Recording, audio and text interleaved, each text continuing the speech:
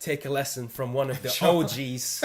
And I personally, as a youngster, I think when Muslims look at these issues, we always like to throw in what I call hate of black is a satanic thing, meaning it's going back to Iblis. They sold out in 48 hours. Allahu Akbar.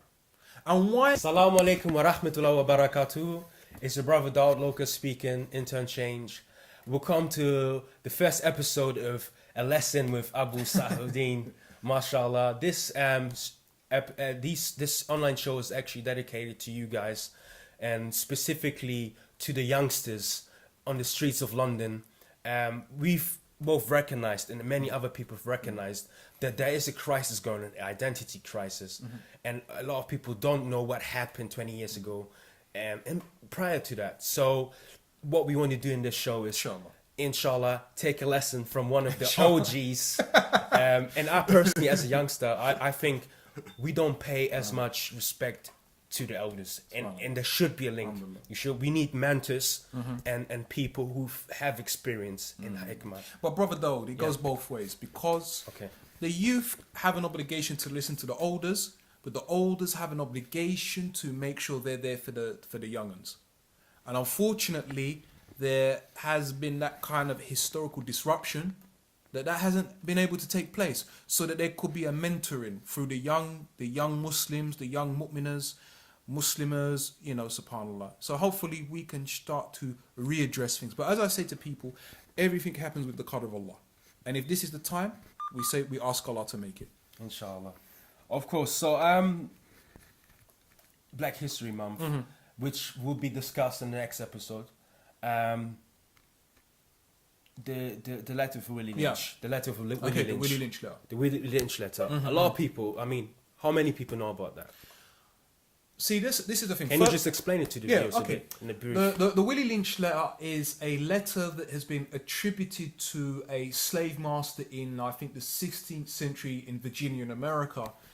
And essentially, he writes on how you can control the slaves. Essentially, he's talking about to suppress them, to stop them rising up against you. I came across the letter about 17, 18 years ago. I think he was actually from the Caribbean, and because it was going so well, and then this is one of the interesting things amongst some black historians. Where they've actually analysed the language of the Willie Lynch letter, and they say it's not reflective of that particular time in history. Now, I know Professor Mainu Ampin, who's a well-respected African-American historian, Egyptologist, has said it's actually a fake.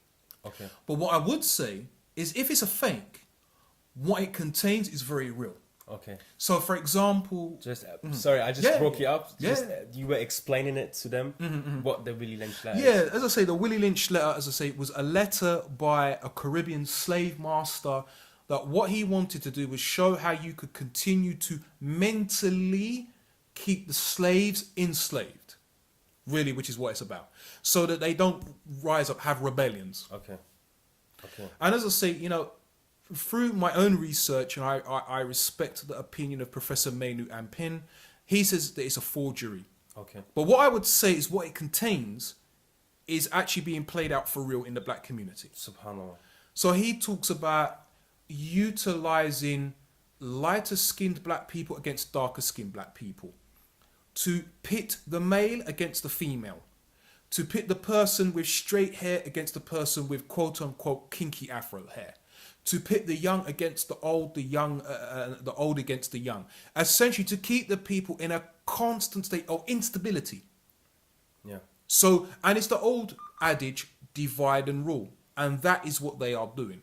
And that is what is outlined in the Willie Lynch letter. Even if it's a fake, we see it being played out every day in the black community globally.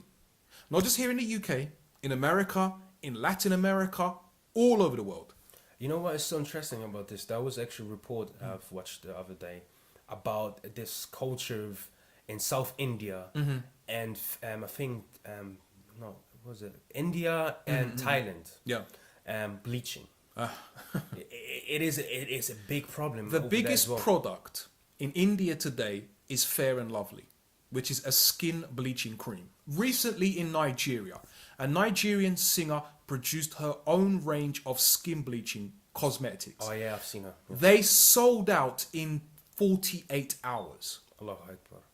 And why did that happen? Because the people have had it ingrained in them that the perception of beauty is white. This is, as we discussed it, or we will discuss, why does Beyonce dye her hair blonde, bleach her skin? Because white has become the marker of beauty. Black skin now, if you look it, let's take the word black, look it up in a dictionary, dark, sullen, even association of evil. Yeah. Who wants to associate with that? I remember once I had my dictionary. I looked up the angel cake. It said white, nice. Then there was the devil cake, dark, muddy. Subhanallah, you know what is so interesting about this is, or what's so amazing is when you look into Islam, Yeah. black is actually a royal color. The Kaaba is black. Yeah. The Prophet says the best of olives are the black ones. Yes. The black stone. Well, look, subhanAllah, see, Allahu Akbar. this, we have to remember. Yeah. Humanity is descended from a black man. Who is that? Adam alayhi salatu wasalam. Even his very name Adam, or Adam, in Arabic, it means black. Subhanallah. So why would it not have good qualities to it? It's only in recent history, black has taken on a negative concept. In what I would call pre-colonial European history, it had a positive aspect. So we can note that the blackness, if I may say that, has become a problem of different ethnicities. The darker you are, Yeah. that less of value you are. Yeah, you are. The darker you are, the less value you are, the less appealing for marriage you are. And unfortunately, now this is one of the things I want to say. When Muslims look at these issues, we always like to throw in what I call the European colonization card. Oh, Yeah. the Europeans did it. Yeah. But that doesn't explain how in pre-colonial British India, why the Dalits, who are the original inhabitants of India, are seen as being at the bottom of the caste system. Okay. And the Brahmins, who are the descendants of the Aryan invaders, are at the top. So it shows you.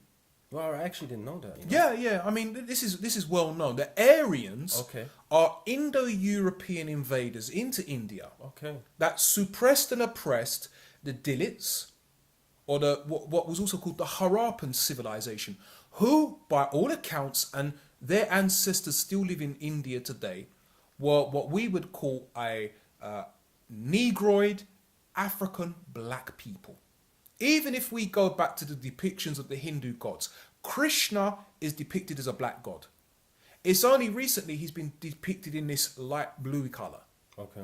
But he in ancient history, he was a black god, Krishna, subhanallah.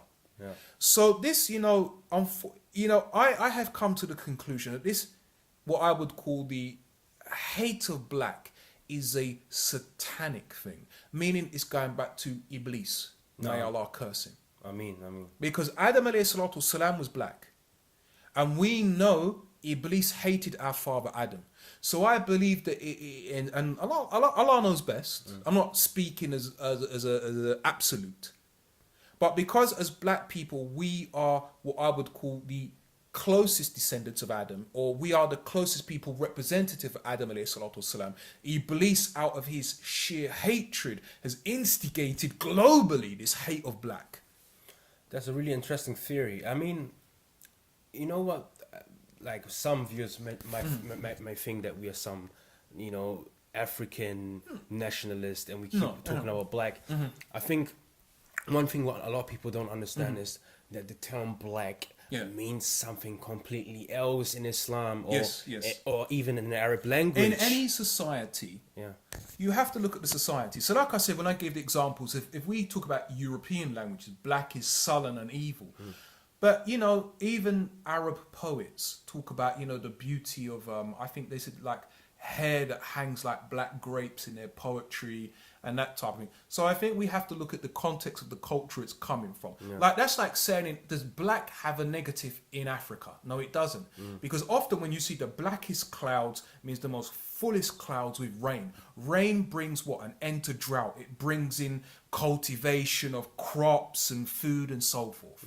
So I think we have to look at it within that context. Is when you say black, and even this idea of black, you know, black in a Europe, what do we mean by black? You know, when we speak of people of indigenous to Africa, are only West Africans what we would call the archetype of black people? Yeah. What about East Africans, Ethiopians? They're indigenous to Africa, but they don't look like West Africans. Yeah. West Africans don't look like Southern Africans. Yeah. But yet they're all encompassed. So this word black is very loaded. Yeah. It's very loaded. I prefer the term, you know, we could use it. It's a colonial term, African, people of African descent. Because like I say, we cannot take the West African as an archetype for all Africans. Yeah. That would be wrong to do that. Yeah. Yeah. And then just very quickly, because then we get into the European concept where they spoke about Hamites and Cushites and all of this, you know, rubbish. Yeah, yeah. Because personally, prior to actually studying and doing research on Africa and Islam, I've just realized that you know what, it was never about the skin color. Yeah, yeah. It was always about the personality of someone, and that's why I keep when I see people and I give them dawah. I say to them, hey, listen, the only way you can be better than me is when you fear Allah, when you speak the truth, when you justice, when you establish justice. Yes. You know, all these things. This makes you better. Yeah. But the best example is the Quran. At the conquest of Mecca, Bilal radiallahu anhu climbed on top of the Kaaba and called the adhan. Yeah. Now some of the Arabs who had just come into Islam turned to each other and said, oh, it's good that my father hasn't lived to see this black slave on top of the Kaaba. And what did Allah say? He revealed the verse to يا أيها الناس إنا خلقناكم من ذكر وأنثى وجعلناكم شعوبا وقبائل لتعارفوا إن أكرمكم عند الله أتقاكم إن الله عليم خبير